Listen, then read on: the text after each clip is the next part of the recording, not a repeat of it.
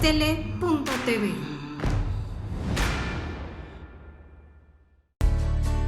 Ya basta de decir no puedo, es tiempo de emprender el vuelo y dejar atrás el suelo, es hora de alcanzar el cielo, mujer, y volar. Tú lo podrás lograr, no te traiciones, sigue tus convicciones. ¿Qué tal? Nuevamente aquí con ustedes en Retos Femeninos. Veo que mi querida Patti Olamendi, tienes tu micrófono apagado. Gracias por participar. Sabemos que estás haciéndolo a través del celular y bueno, estamos felices de poder tener toda la información que tú puedes aportar a todas las mujeres que nos acompañan en Retos Femeninos. Mi querida Ale, ¿cómo estás? Hola, Pati, hola, Silvia, bien, gracias. Feliz de compartir este espacio con ustedes. Pues mira, yo creo que Bienvenida, Pati. gracias.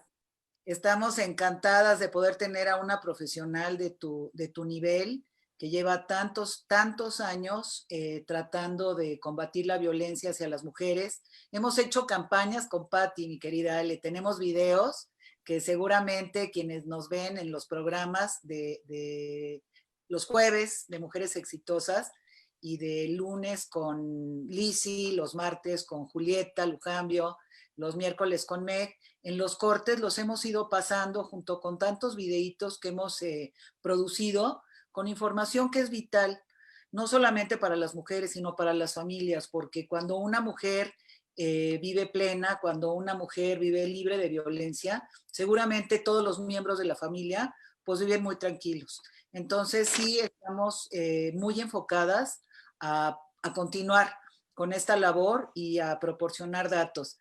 Y bueno, qué mejor. Seguramente tú has visto, Ale, todo lo que ha estado moviendo mi querida Patti. Sí, claro. Me conmueve muchísimo. Otros datos. Me conmueve muchísimo porque es algo que creo que necesitan apoyo y fuerza y seguir taloneándolo para no dejar que quede en saco roto, ¿no? Entonces me conmueve muchísimo toda tu labor, Pati. Gracias. ¿Y qué tal después de la campaña que sacaron de Cuenta hasta 10? Que yo me acuerdo de hace muchos años. De hace siglos. Fue fines de los 80s, que era de Televisa, que de alguna forma trataban de evitar la violencia hacia los hijos. Entonces, en vez de golpearlo, cuenta hasta 10, y bueno, retoman esa campaña en un momento donde los datos son espeluznantes, y nos encantaría que nos platicaras cuál es la realidad que estamos viviendo, mi querida Patti. Bueno, un placer estar con ustedes el día de hoy. Pues en México tiene ya varias décadas desde que empezaron a realizarse las encuestas y se aprobaron los tipos penales de violencia familiar, que fue en 1996 a nivel de todo el país. Más adelante, en 88, se reformaron los códigos penales para violación, estupro, eliminar el rapto, y otras figuras absurdas que existían en la legislación penal mexicana. Desde esa época se han hecho trabajos muy serios en los códigos civiles, familiares, para que las mujeres tengan la compensación en caso del divorcio, para que las mujeres puedan estar protegidas, tengan el mismo derecho a la custodia, a la patria potestad, etcétera. Y hasta que en el año 2008, 12 legislamos en materia de feminicidio en el país. Se iniciaron encuestas desde finales de los 90 a nuestra fecha, diferentes que ha hecho el INEGI. Alguna de ellas se llama la ENDIRE, que la conocemos, que es la encuesta de las relaciones familiares en el hogar. ENDIRE nos hace una encuesta casa por casa, o sea, a domicilio, lo cual tiene un valor muy alto. Increíble. Y las mujeres en esa encuesta relatan qué tipo de violencia han vivido en su hogar, ya sea cuando eran niñas o en edad adulta. De esa encuesta resultaron la primera, la segunda, han venido corroborándose los datos, que en México casi 6 de cada 10 mujeres sufren diversas formas de violencia. 5 de cada 10 violencia física, 4 de cada 10 violencia sexual, que es un dato muy, muy fuerte, comparado con otras partes del mundo, donde 3 de cada 10 mujeres sufren violencia. Es decir, nosotros superamos con el doble los porcentajes de violencia. Eso ha obligado a que legislemos sobre políticas públicas, incluso presupuestos, lo cual es bien importante porque a cada política pública se le han puesto recursos, porque muchas veces los gobiernos dicen, ¿para qué tenemos tales leyes si no tenemos recursos? Los derechos se miden y se apoyan con recursos económicos. Logramos tener un anexo que se denomina el anexo 13 del presupuesto de la Federación, donde ahí se consideran recursos para diferentes programas. De una u otra manera ha sido una lucha muy larga del movimiento feminista en México por tener esos recursos, por tener esas leyes, por contar con política pública. Al exterior todo el mundo habla de que México qué importantes leyes tiene y qué política pública. Sin embargo, la situación es bastante seria porque muchas de esas leyes y política pública no se ha cumplido. Pero donde tenemos un cuello mayor de botella es en el acceso a la justicia. Los porcentajes de mujeres que sufren violencia son elevadísimos. Hablamos de millones. Sin embargo, cuando acuden a buscar justicia regularmente no se les atiende, no se les toma correctamente la declaración, se impide que puedan acceder a sus derechos. De ahí que México también, en este caso, mantiene uno de los niveles más altos de impunidad en el mundo. Más del 96% de los delitos que denuncian las mujeres se mantienen en impunidad. Si a eso le sumas la cifra negra, es decir, aquellos delitos que las mujeres no denuncian, aunque acontecen, por diversas razones, muchas veces por el temor que tienen al agresor o porque los agresores son miembros de la familia, por el caso de niñas con abuso sexual o violación. Entonces, México es quizá un foco rojo en el mundo de violencia contra las mujeres. Con la llegada del presidente López Obrador, muchas pensamos que como llegaron con él varias mujeres que se autonombran feministas, pues las cosas iban a cambiar. Sin embargo, la primera acción del presidente fue emitir una circular 1, que por cierto es la primera de sus circulares, donde prohíbe toda forma de entrega de recursos a organizaciones de la sociedad civil. En México, el 80% de los recursos que se etiquetaron para refugios se les da como subsidio a algunas organizaciones de la sociedad civil porque el gobierno prácticamente no tiene refugios, han sido las organizaciones.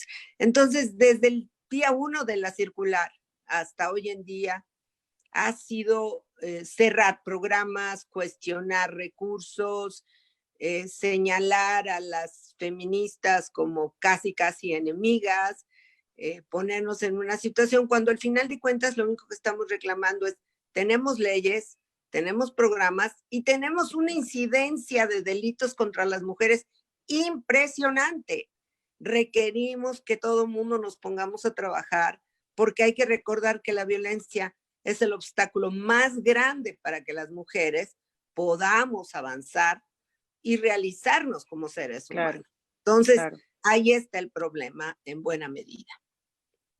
Ay, Pati, pues yo recuerdo en el 2007 que estuve en Monterrey, en el evento que hacíamos inmenso, que llevamos a cabo durante 10 años en el Auditorio Nacional.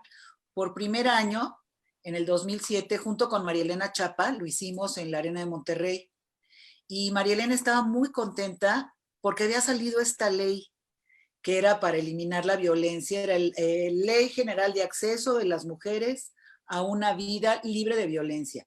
Recuerdo que en esa época los datos, que fue cuando empezamos a enterarnos Gaby Vargas, Fernanda Familiar y yo, y nos quedamos con el ojo cuadrado, todos los días morían 6 mujeres por violencia y normalmente eran feminicidios. En vez de que esto vaya bajando, ya que existe una ley.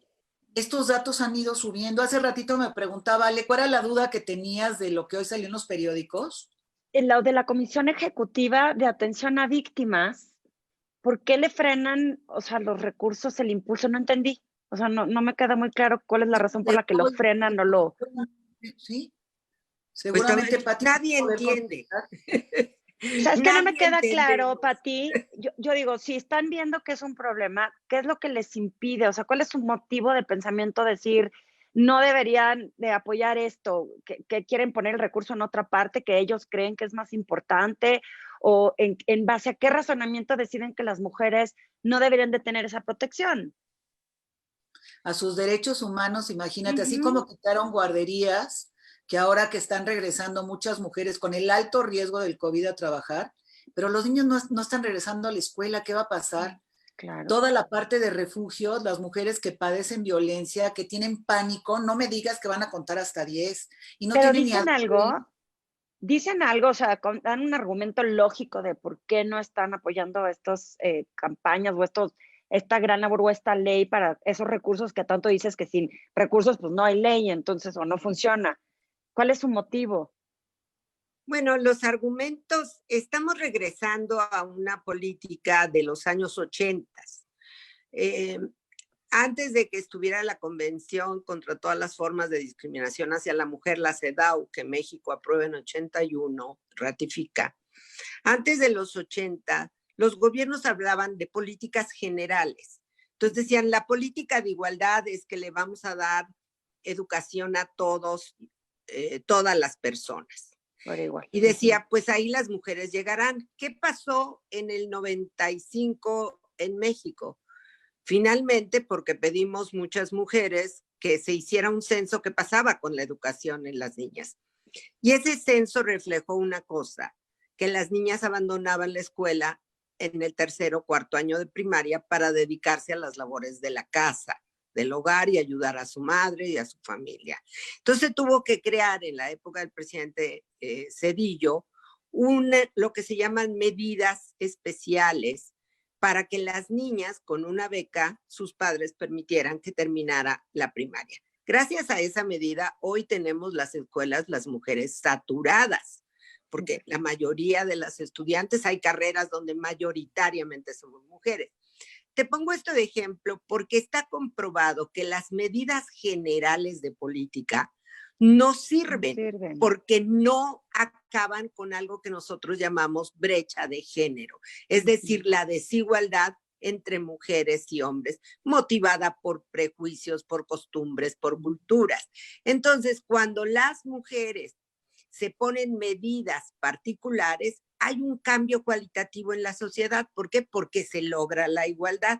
Entonces, yo viendo cómo se están haciendo las cosas ahora en este gobierno, me acuerdo de esas discusiones que iba y hablabas con los gobernantes y decían, pues si la educación es gratuita para todos, sí, pero las niñas no van a la escuela porque los padres y las madres consideran que para qué estudian las niñas si se van a casar.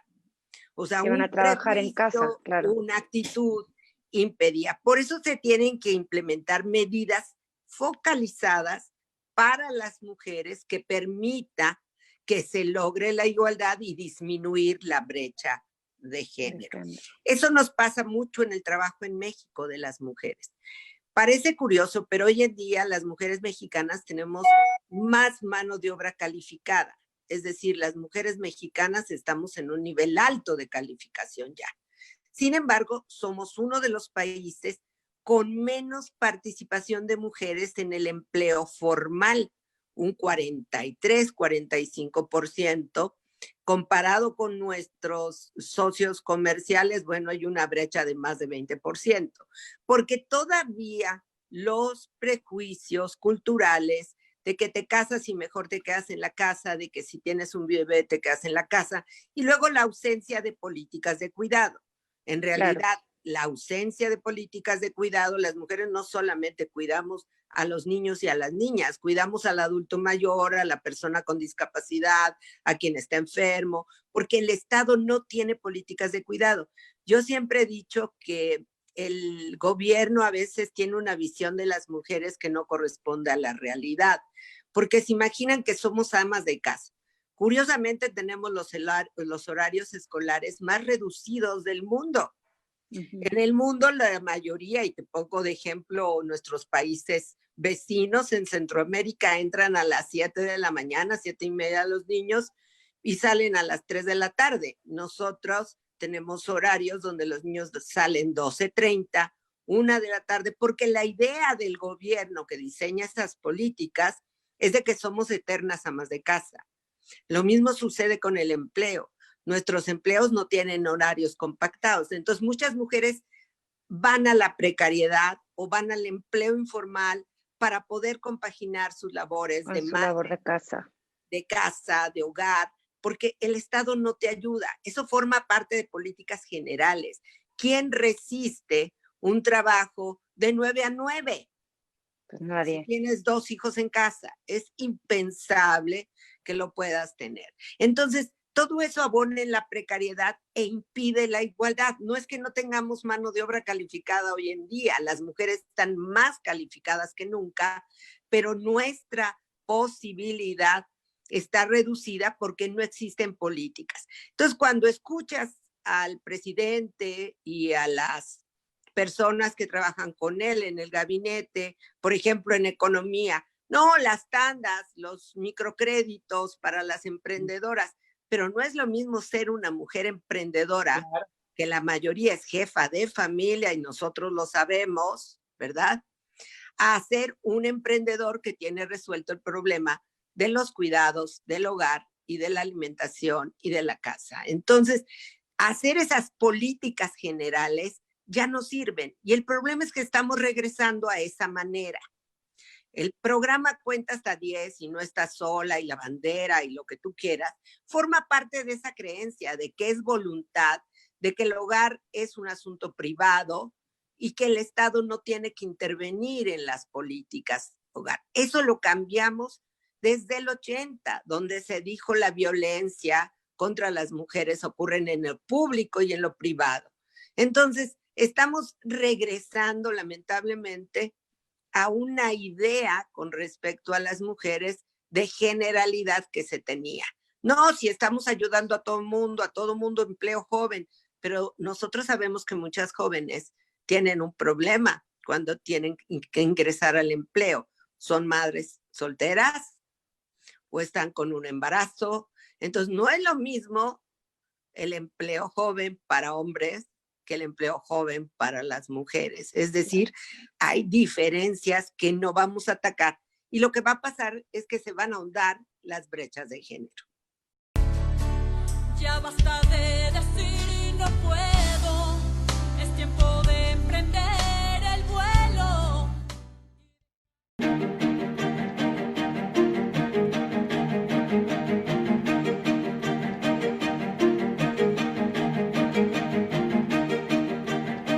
Desde que inicié mi carrera como abogada, tomé una decisión: defender a las personas contra las injusticias y dedicarme a la defensa de los derechos humanos. Como abogada conocí la violencia contra las mujeres. Desde ese momento asumí que mi papel era fundamental para cambiar las cosas. La vida me ha permitido cambiar las leyes en México y en muchos lugares en América Latina, y eso también me ha permitido que pueda llevar a los casos a que logremos sentencias favorables. Yo te invito a ti, mujer, a cambiar tu vida, a tirar los prejuicios a la basura, a saberte poseedora de derechos y a mejorar tu entorno y el de tu familia.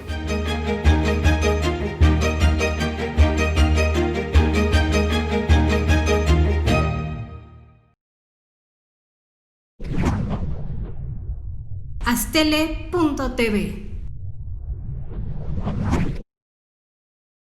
Yo, tú, nosotras, ellas, todas tenemos derechos. Cuenta 10 por los derechos de las niñas y las mujeres. 1. A que se respete nuestra vida. 2. A que se respete nuestra integridad física, psíquica y moral. 3. A la libertad y a la seguridad personales. 4. A no ser sometidas a torturas. que se respete nuestra dignidad y que se protejan nuestras familias. 6. A igualdad de protección ante la ley y de la ley. 7. A un recurso sencillo y práctico ante las instancias de justicia y los tribunales contra actos que violen nuestros derechos. 8. A la libertad de expresión y asociación. 9. A la libertad de religión y de creencias. 10. A participar en los asuntos públicos, incluyendo la toma de decisiones. Si todas y todos aprendemos a contar correctamente, lograremos la igualdad.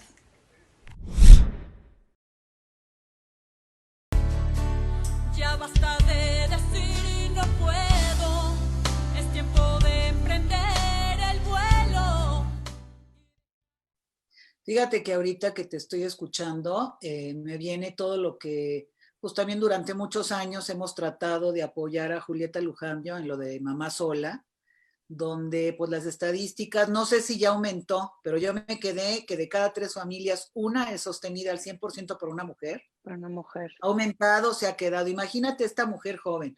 Luego, si me voy a las estadísticas del INEGI, donde están preocupadísimos por este embarazo en las niñas, que son jovencitas, casi niñas, embarazadas cada día son más. Me voy también a quito las guarderías porque quien debe de cuidar a los niños son los abuelos. Definitivamente, si nos faltaba tanto por llegar, con todos estos atrasos y con todas estas carencias que están teniendo las mujeres, pues va a ser imposible el que podamos desarrollar a mucha mujer para que de alguna forma podamos también desarrollar al país. Claro. Y a los hijos de estas mujeres, porque pues se hace un círculo vicioso. Así crecí, entonces así tienes que crecer tú porque tú no tienes oportunidad, porque a nosotros no nos apoyan, entonces tú vuelve a pasar lo mismo. ¿Qué se puede hacer? Es esta visión que yo les digo, una visión que nosotros la llamamos ausente de perspectiva de género. Es decir, ausente de esa mirada de las mujeres y de sus necesidades y sus requerimientos. Planteas un tema central, lo que antes se llamaba jefatura femenina, hoy se llama mujeres que son el único sostén de la familia, las madres solas, las madres que tienen que educar, dar de comer, desayunar, porque en México también hay un problema gravísimo, gravísimo, y es que parece que en este país los hijos se hacen solas, porque los hombres se separan o dejan a la familia, pero nunca más vuelven a sostener el hogar. Oye, van haciendo familias por muchos lados. Claro, por supuesto, porque la visión del machismo es esa, ¿no? La visión del machismo es yo puedo tener 20, 10, 15 hijos, al fin y al cabo no los mantengo. ¿Qué colonia? Y contribuyen las creencias, las leyes. Yo el otro día, pues me la vivo peleándome regularmente con el Poder Judicial. Yo les decía, es absurdo que pongas a una mujer que requiere un abogado para demandar una pensión alimenticia cuando no tiene dinero ni para comer, debería de ser un tema administrativo, que la lleves a un juicio ordinario civil que puede tardar años. Y que todavía le preguntes y que tiene que demostrar la necesidad, aunque carga una criatura de menos de 1 año y otra criaturita que apenas caminando. Es decir, tienes un problema muy grave, pero tiene estas visiones machistas. Nosotros la vemos cuando accedemos a la justicia, la vemos cuando vamos.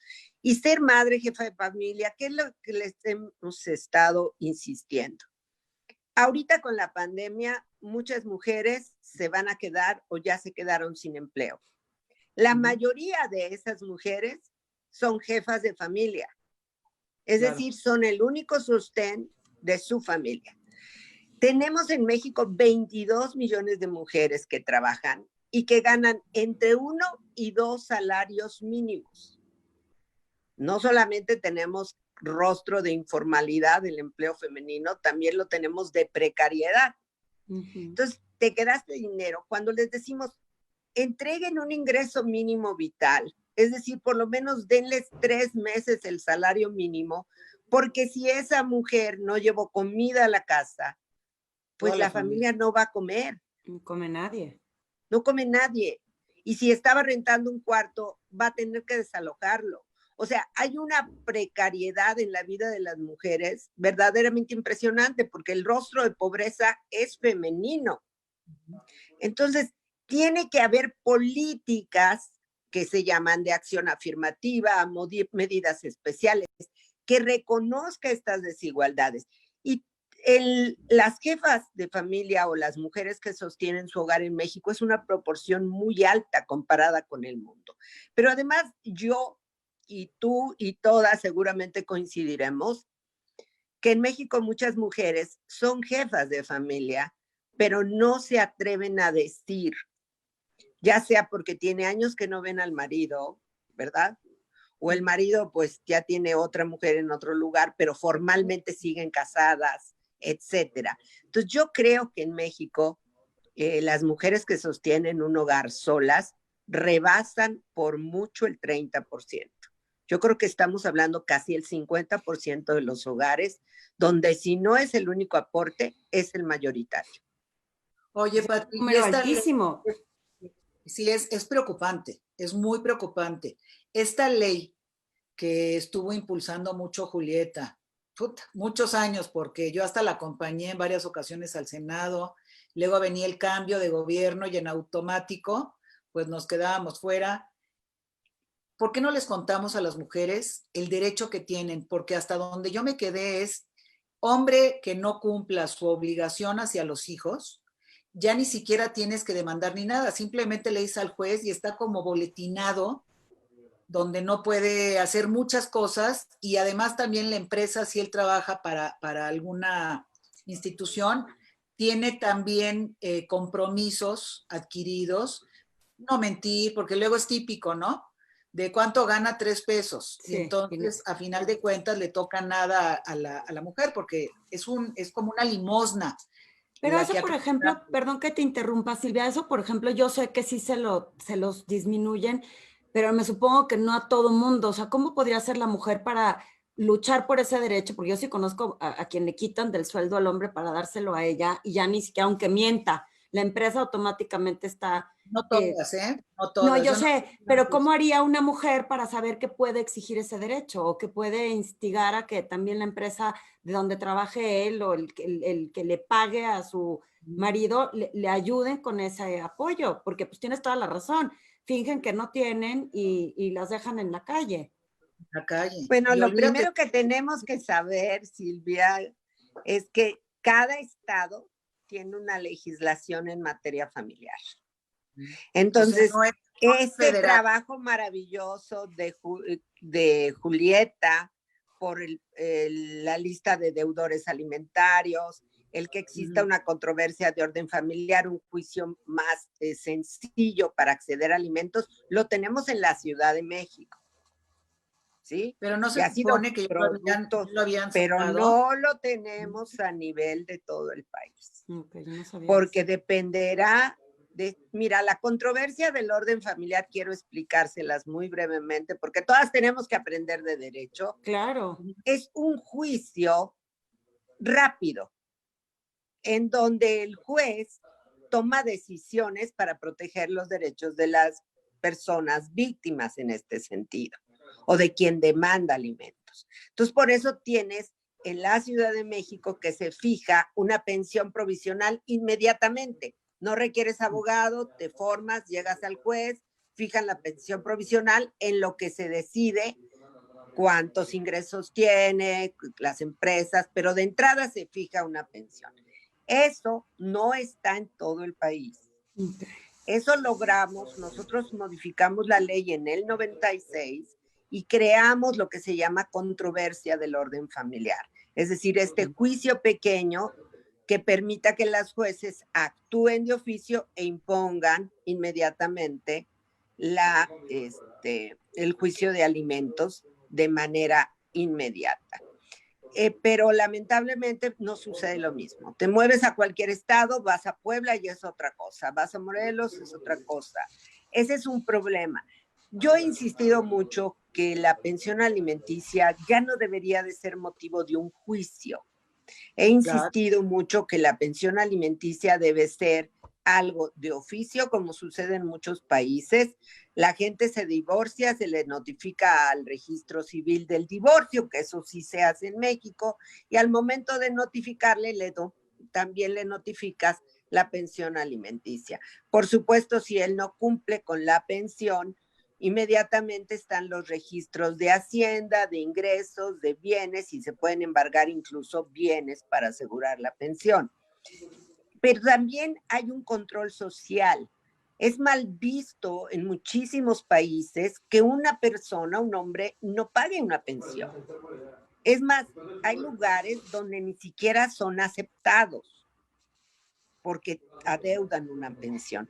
Esto es importante. En México no hay ese rechazo. No. En México hasta lo toman. Qué listo, ¿cómo le hiciste? ¿No? Vendí todo antes de que me divorciara y lo puse a nombre de no sé quién para que no me lo quitaran, ¿no? Exactamente, exactamente. Así regularmente. A través de la comunicación. Lo otro que es importante también es saber que cuando estás casada,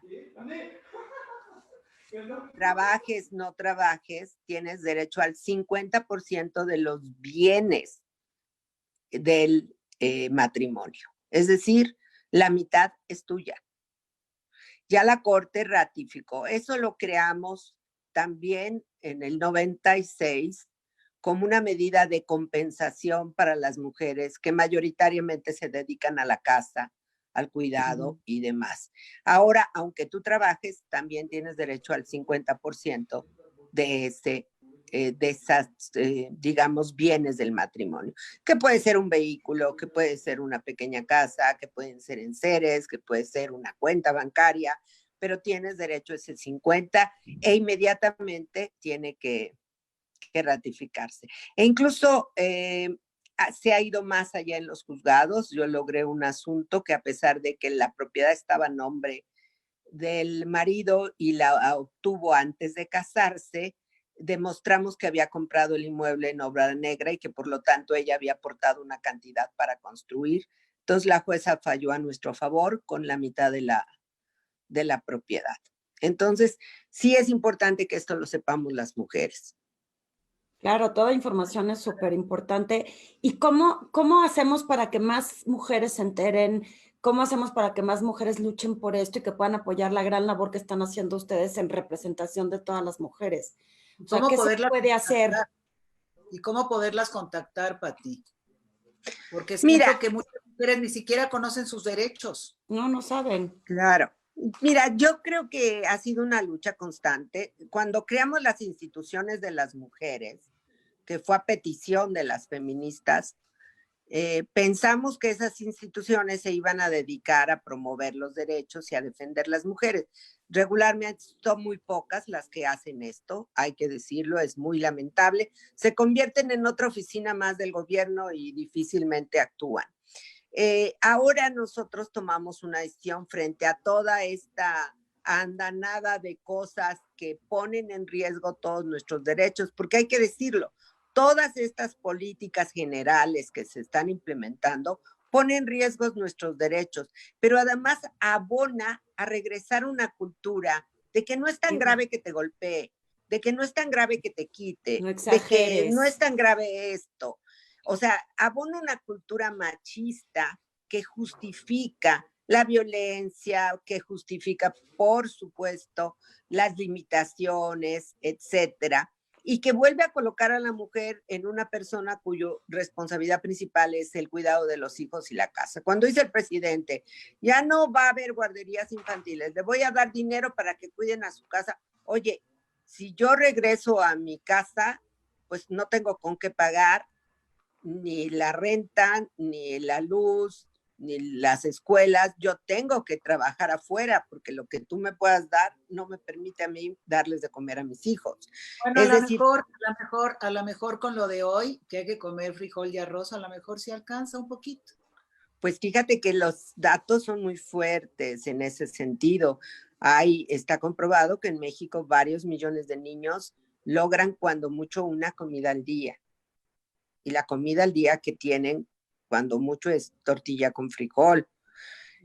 O sea, y hay niños que van a dormir todo el día sin tener comida.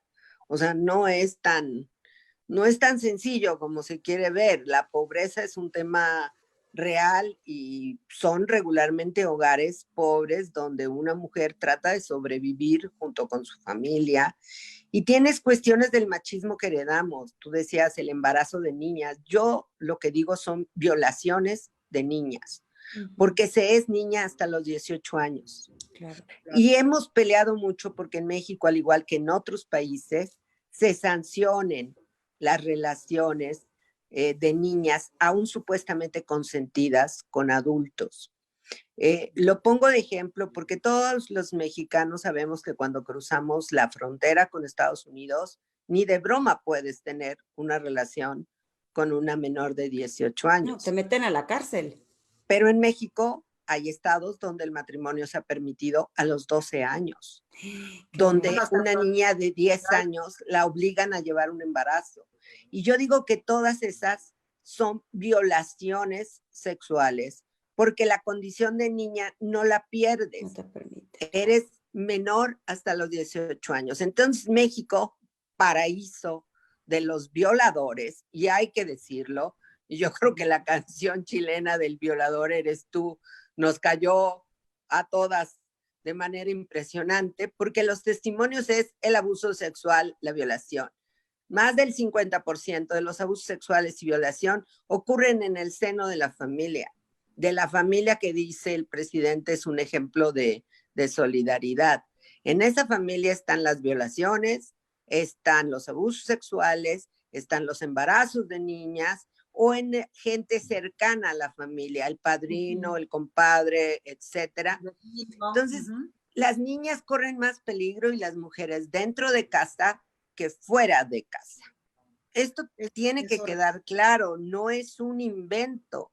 Están los datos duros, que son las denuncias penales, donde podemos darnos cuenta de la magnitud de este fenómeno. México ocupa, si no el primero, uno de los primeros lugares de violencia sexual, de abuso sexual infantil y de pornografía infantil. Y ya es uno de los primeros lugares en materia de trata de mujeres y niñas.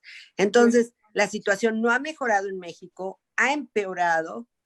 Y si seguimos con estas políticas y estas negativas, va a seguir empeorando.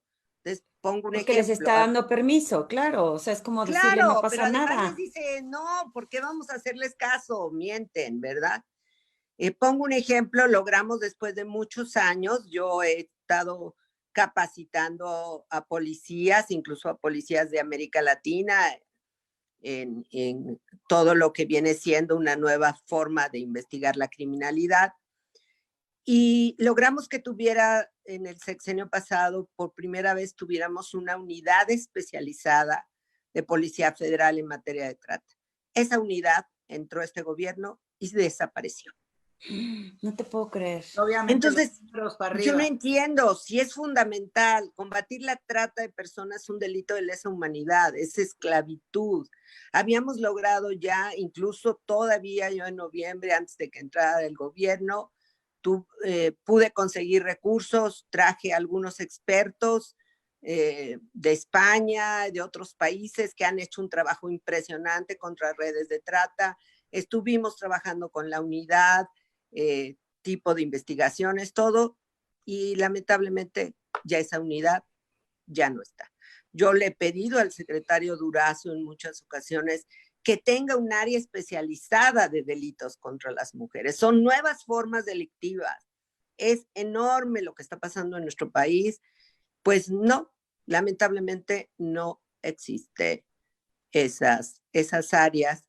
Lo pongo de ejemplo porque una política como la que se está teniendo impacta todas las áreas de gobierno.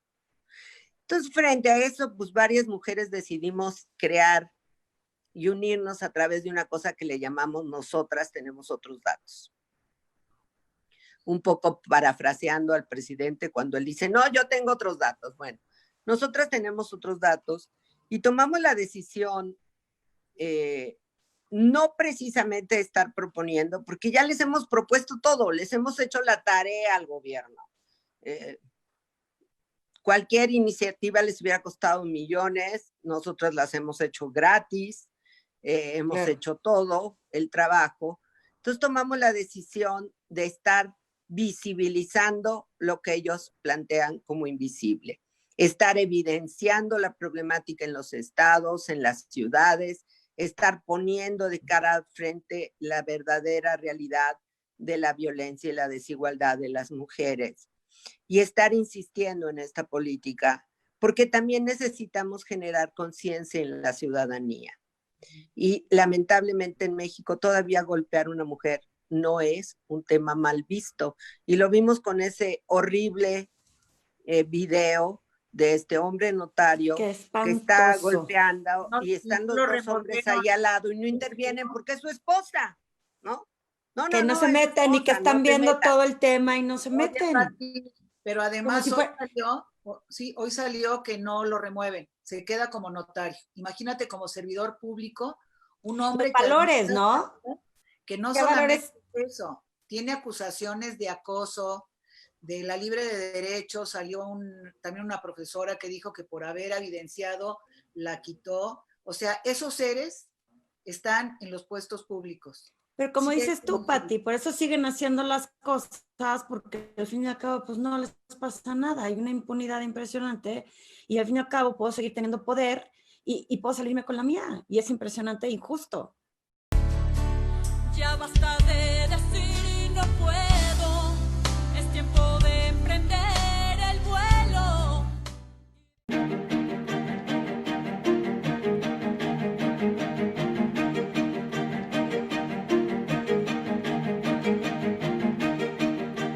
Ser mujer en México es todo un reto.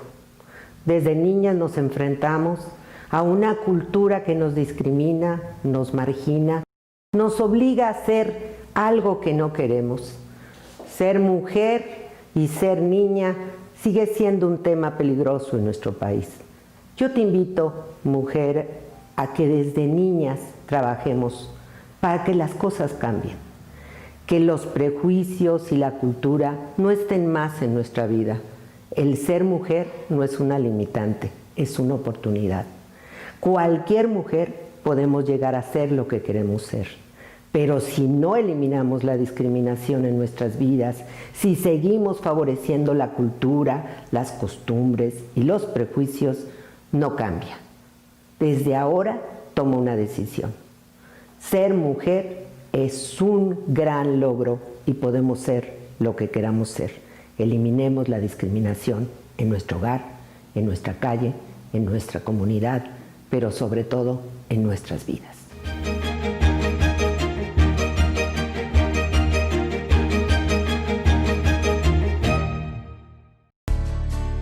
Ya basta de decir no puedo, es tiempo de emprender el vuelo.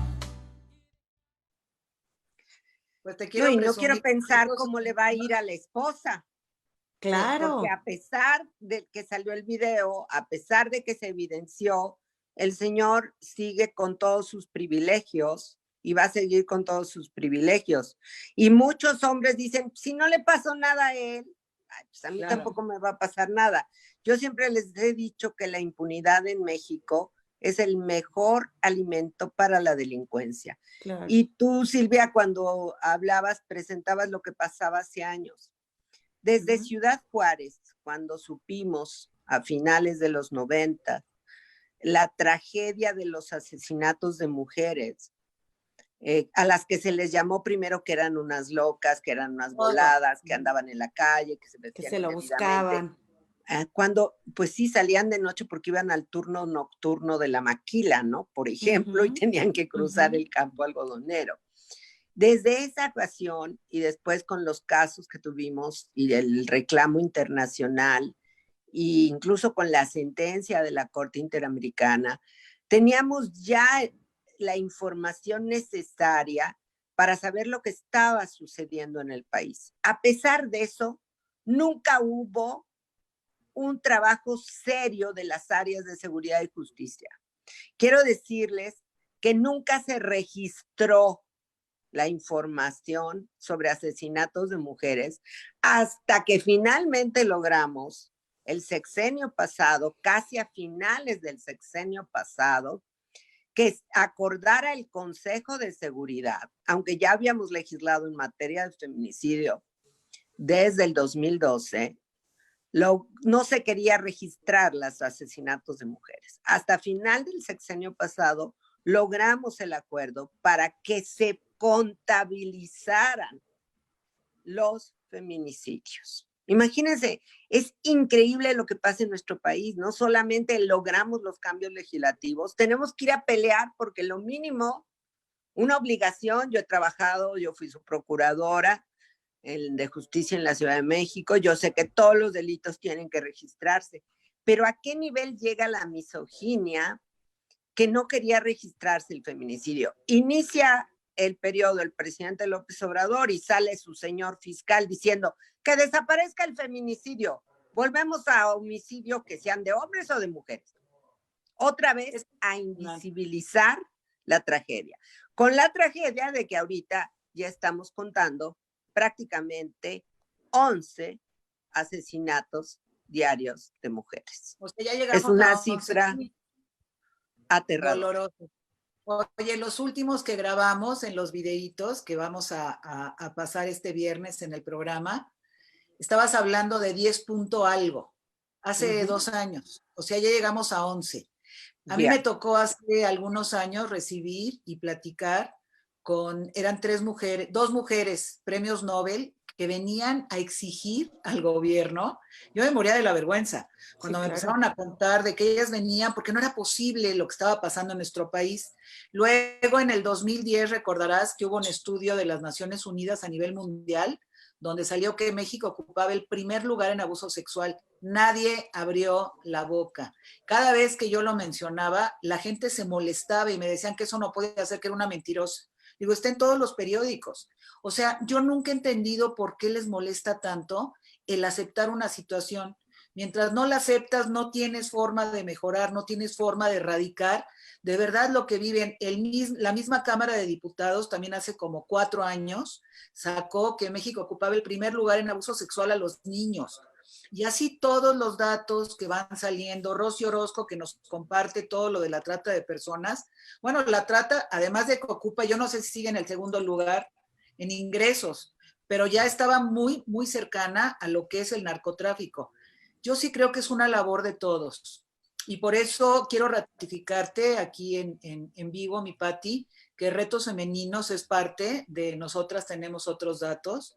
Vamos a lanzar también un videíto en apoyo con varias que hicimos, pues parte de tu trabajo, de lo que nos pasaste, de poder grabar una frase.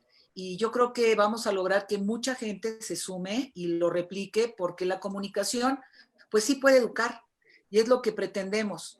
Tú con la ley que nos ubiques, que nos guíes, que nos abras los ojos, que podamos de alguna forma entender cuáles son los derechos para exigirlos y que podamos mejorar esto, porque sí es un insulto. Y es a todos los niveles, el tipo de violencia que sufren. Y ahora con este confinamiento, pues se ha visto el grito de SOS. Es horrible. ¿Cómo ves, Ale?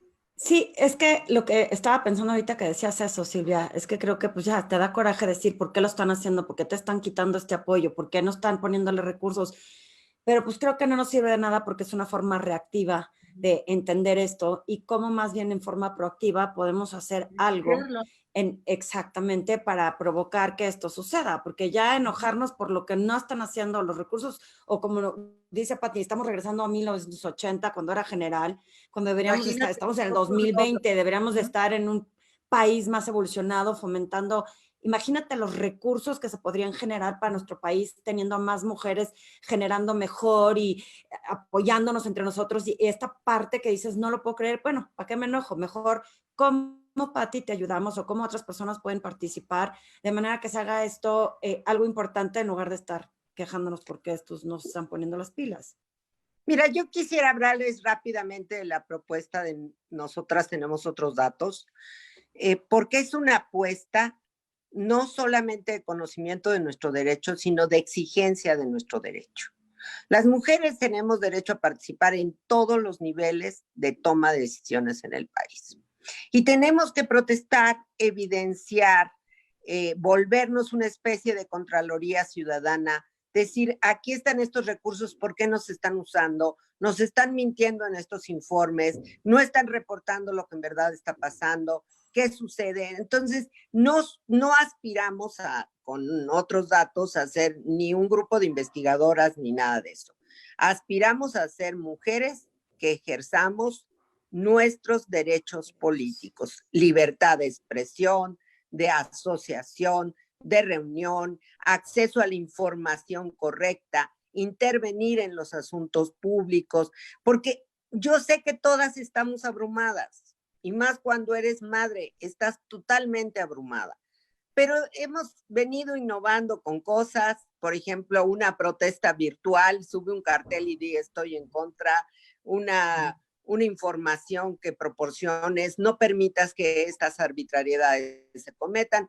Yo creo que tenemos que seguir insistiendo a que el notario ese pierda por lo menos la notaría, claro, por lo menos, porque es impensable la burla a la sociedad, y seguir insistiendo con el gobierno del presidente López Obrador, que tiene que entender, yo no sé, yo trabajé al lado de presidentes y sabía que era difícil, pero entregaba la información, insistía que tenía que tomarse medidas.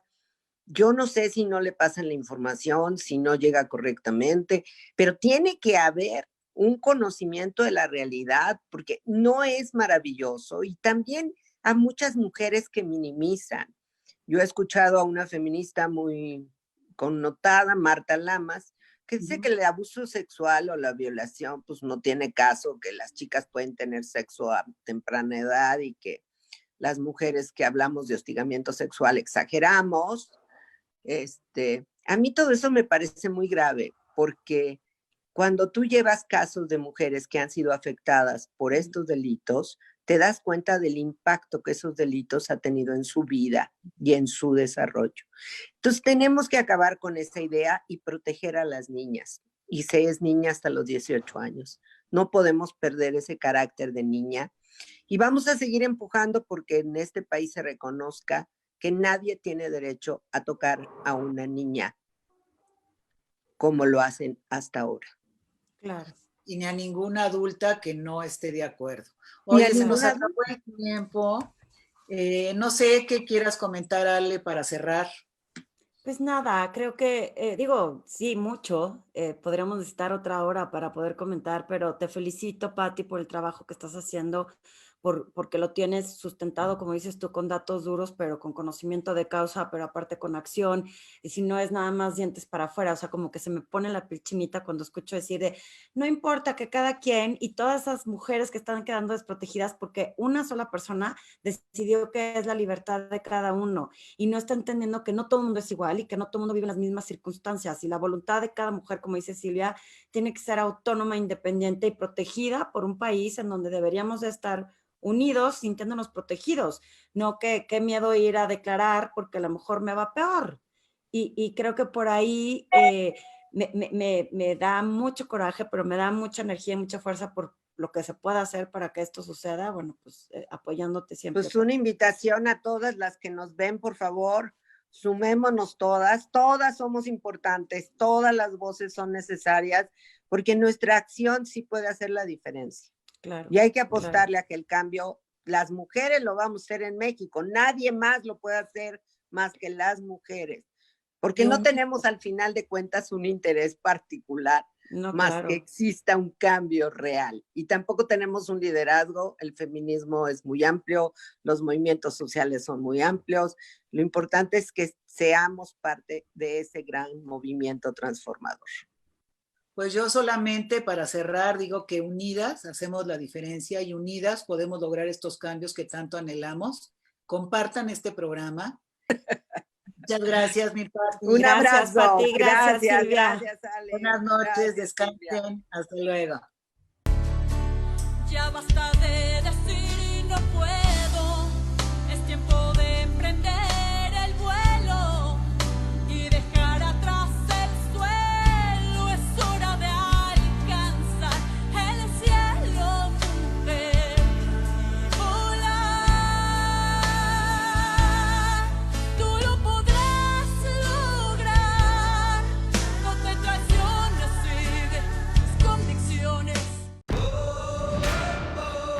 Astele.tv.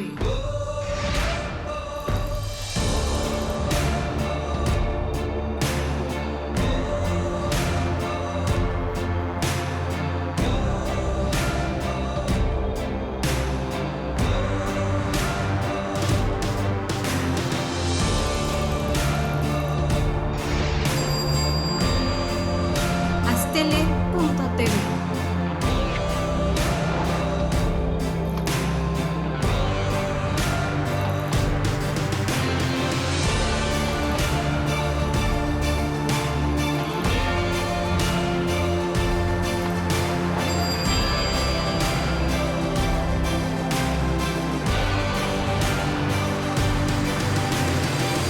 Astele.tv.